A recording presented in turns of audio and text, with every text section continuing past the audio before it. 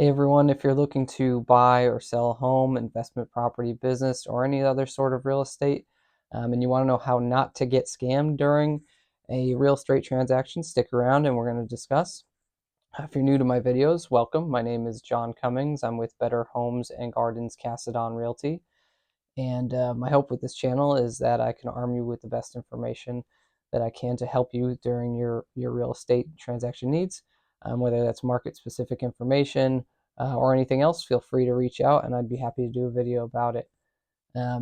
Today's topic, I want to go over how not to get scammed during a real estate transaction.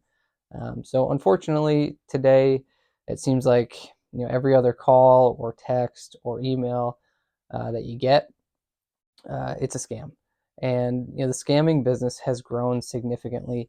It's caused over 10 billion with a B dollars in losses in the U.S. in 2022. That's just in 2022 alone, and that's just what was reported. It doesn't include, obviously what wasn't reported, but it's obviously going to be higher than that. And so it's obviously big business. But why would this be relevant for a real estate channel? Well, when you're buying or selling a property, odds are your personal information is going to be out to multiple different people at different times, and it's being shared amongst them. And it could be your agent, it could be your lender, it could be your attorney, it could be the title agency. A lot of different people are going to have access to this personal information during this time in order to progress the transaction. It's just part of the process. And the more people involved, the more risk there is to your information getting stolen or some sort of scam affecting you. And scammers know this. So, this is why they try to follow real estate agents, and they try to hack title companies, and they go after lenders because of the nature of the business. They know that we're always in communication with different people, and that we typically are going to have access to personal information just due to the nature of the business. So I wanted to go over just a couple of the common scams that are out there. And then towards the end of the video, just wanted to touch on some ways that you can avoid being scammed. So the first one that I'm going to go over involves upfront administrative fees. So this in this scam, a company or an agent will approach you, and they're going to talk to you about selling your home or purchasing the home, and they might even promise that they already have a buyer on the line ready to go. And then they'll say that they need some sort of administrative fee or some money for taxes paid up front before they can complete the sale. And then the owner goes and pays the scammer the fee or the taxes that the scammer has talked about, and then the scammer just disappears. So that's the first scam I wanted to talk about. Second one is, this is probably something you commonly see on telephone poles, and you'll see signs that say "We buy homes" or "We buy cash" or whatever it may say. But these signs that you commonly see out on these telephone poles or wherever you may see them are often used by scammers and hackers. Although there are a lot of companies out there that are legitimate that actually do this, and they buy homes for cash, for quick sales. A lot of times this is going to be a scammer. And what happens is a scammer is going to convince a homeowner to sign over the deed to their home early, and then they're going to promise you a fast payout on the mortgage. And this is typically in a scenario where a homeowner is in some sort of desperate situation where they need to sell, right? But once they sign over that deed, this gives the scammer complete control of the property. So they can rent it out, they can sell it, they're going to kick you out of your own property. And the kicker of this is you're still going to have to pay the mortgage. But since they have the deed, they have control over the property. So the third scam I wanted to go over is cashier's checks and refunds.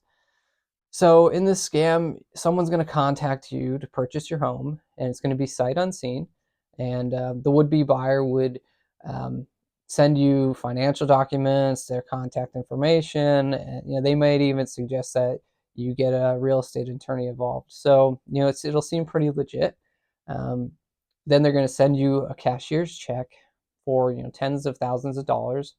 But what's going to happen is that check is going to be several $1,000s over the amount that you had agreed upon and confirmed. So then the fake buyer is going to come back to you and say, hey, can you wire transfer the surplus money back to me? And then soon after you do that, your bank's going to tell you this is a fraudulent check, this is a scam, and it's going to be too late. So the fourth scam that I want to go over is fake email hacks and wire transfer frauds. Now, this is very common, so definitely make sure you're paying attention. This happens all the time. It's happened to individuals that I've seen in the past, and if you're not paying attention, it could really screw you up. So during your real estate transactions, like I said, you're going to be sharing information, personal information, and it's just going to be put out there to multiple people at different times. And again, this could be your lender, realtor, title company, but scammers are going to try to hack their accounts, either the title agency or the lender or the realtor or even the broker. And what they'll do is they'll monitor the emails, so you won't even know that they've hacked. Nothing will have happened at that point, but they're going to monitor conversations until they see that a closing is coming up. And once they get close to that closing date, they're going to reach out to the buyer with a fake email that's very similar to that of either your realtor or the title company or the lender or whoever. It's going to be very similar, but there'll be a very slight difference in the email. It could be a line, it could be an extra letter, it could be anything, and you may not even notice it. But it's not that individual, right? So they may even go as far to set up a website, and it may look all very legitimate, but in reality, this is not the individual that you're even working with. And from there, they're going to ask you to wire over some money in order to close in time for either property you're buying or selling. And in reality, this is all false. So you may wire that money over and it's gone, right? So how do you protect yourselves from these scams? One, I talked about upfront costs and fees. If you're working with a realtor or any real estate professional, and they're asking you for upfront fees or upfront taxes to buy or sell a property, it should raise a red flag, right? So almost 99% of the time, everyone gets paid at closing. Now I've seen here and there realtors will ask for an upfront fee to cover gas or whatever, and that might be $100, $200. We're not talking about thousands and thousands of dollars here. But if someone's going to ask you for some sort of upfront fee, you should be asking questions about it. Number two, use a professional, right? So as a realtor, I could be looked up, right? You could look me up on my broker's website. You could look me up by my license number. You could call my broker. You could research me to find out if I'm actually a real person and that I work for the brokerage that I actually work for. So if you can't find someone that approached you to buy or sell your home, and even if you do find them, right, because they make fake websites, but maybe you call the broker. Maybe you call another agent. You just ask around, and you should be easily be able to tell if they're fake or not. The third thing you could do is make sure that you're using a secured communication portal, right?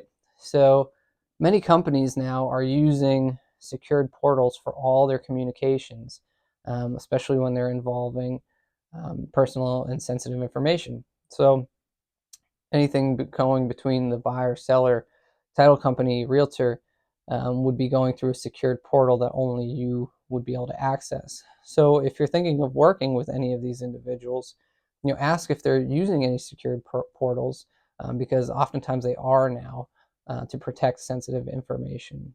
So the fourth thing that you could do, and this is probably the most important, and it could probably solve almost all of the scamming issues that you would run into, and it's going to be communication, right? So if you're in a real estate transaction, you're going to always want to be in communication with your realtor, your lender, the title company. You're just always going to want to be in communication, right? So if you're going to get an email from one of them that's talking about transferring money or giving personal information that you hadn't expected before, then you should be asking questions. You should be making that call to the realtor or to the title company or to the lender, right? Don't just think that it's just true, especially if you didn't know about it ahead of time. Typically, we're always trying to tell you things before you're going to have to do it. There should never really be any surprises during these transactions that involve wiring over $20,000 in the next 12 hours.